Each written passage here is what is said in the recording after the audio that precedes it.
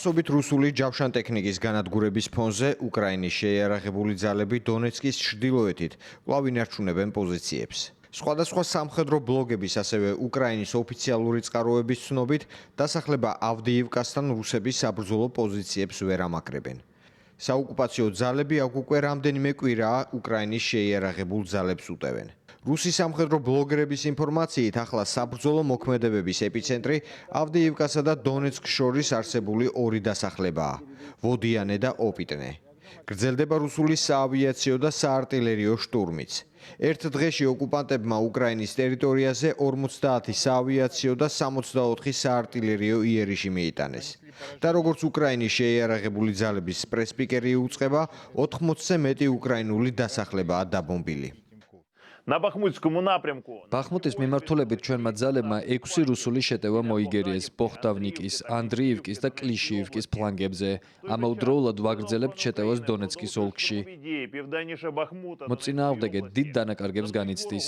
ოპერატიულ-სტრატეგიული დაჯგუფება ტავრის საპასუხისმგებლო ზონაში ავდიიკის ფლანგზე. მოწინააღმდეგის არაერთი უშედეგო მცდელობის მიუხედავად ოკუპანტებმა დასახლების ალყაში მოქცევის მიზნით კვლავ გვიტევენ. სამხრეთის ფრონტზე კი რობოტინოს აღმოსავლეთით დასახლება ვერბოვესთან უკრაინის არმიამ ახალი ჯავშანსატანკო იერიში წამოიწყო. ეს ის ადგილია, სადაც რუსული თავდაცვის ზღუდე, ეგრეთ წოდებული სუროვიკინის ხაზია გარღვეული. უკრაინულ იერიშზე რუსულ სამხედრო ბლოგებზეც ვრცელდება ინფორმაცია. ომის შემსწავლელი ინსტიტუტის ანგარიშში აღნიშნულია, რომ ხერსონთან მდინარე დნიპროს ოკუპირებულ ნაწილზე უკრაინულმა საზღვაო ქვეითთა დანაყოფმა წარმატებით განახორციელა ჯავშანტექნიკის გადასროლა თავდაცვის ძალების მიერ გამაგრებულ პოზიციაზე. ამ იერიშების ფონზე პრეზიდენტი ვოლოდიმირ ზელენსკი საუბრობს, რომ საბრძოლო პოზიციებზე უკრაინის ახალი საჰაერო თავდაცვის სისტემები გამოჩნდა. დღეს მქონდა კონფერენცია, სადაც უმნიშვნელოვანესი მოხსენება მოისმინე. ყველაზე მთავარი ის არის, რომ ნასამსის ტიპის საჰაერო თავდაცვის სისტემები უკვე განლაგებულია პოზიციებზე და ეს ყველაფერი არ არის. უკრაინის საჰაერო თავდაცვის ფარი კიდევ უფრო ძლიერდება. მადლობელი ვარ პარტნიორების, რომლებიც გვეხმარებიან და მადლობელი ვარ ჩვენი გუნდის, რომელიც საერთაშორისო ასპარეზზე მუშაობს. რა თქმა უნდა, ვესაუბრე თავდაცვის მინისტრს და მეთაურებს ბრძოლის ველზე. კუპიანსკის, ბახმუტის, მარინკის, ავდიივკის, მელიტოპოლის მიმართულებებზე და ზოგადად მთლიანად სამხრეთ ფრონტზე გვაქვს შედეგები, რომლებიც ნამდვილად იმსახურებს ყურადღებას.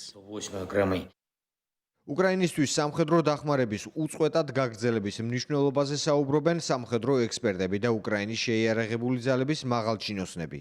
სწორედ ამ საკითხზე გაამახვილეს ყურადღება თეთრ სახლშიც.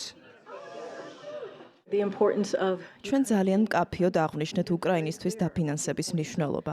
ძალიან მკაფიოდ აღვნიშნეთ უკრაინელი მამაცი ხალხის როლი. ისინი იბრძვიან ამ ომში, ებრძვიან რუსულ აგრესიას. თქვენ იცით, რომ უკვე 2 წელია მათ ჩვენი დახმარება სჭირდებათ. მათ ასევე სჭირდებათ იყვნენ დარწმუნებულნი, რომ უსაფრთხოების კუთხით ეს დახმარება გაგრძელდება ამერიკის შეერთებული შტატების მხრიდან და არა მხოლოდ ჩვენგან. ჩვენი მოკავშირეების და პარტნიორებისგან მთელი მსოფლიოს მასშტაბით.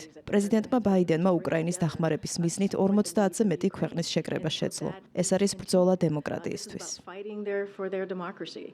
უკრაინის შეიარაღებული ძალების ინფორმაციით, კვლავ მაღალია რუსული სამხედრო დანაკარგები. ერთ დღეში საბრძოლო მოქმედებების შედეგად რუსმა ოკუპანტებმა დაკარგეს 780 სამხედრო, 8 ტანკი, 22 საბრძოლო ჯავშანმანქანა, 29 საარტილერიო სისტემა, 2 საჰაერო თავდაცვის სისტემა და 10 უპილოტო საფრენი აპარატი.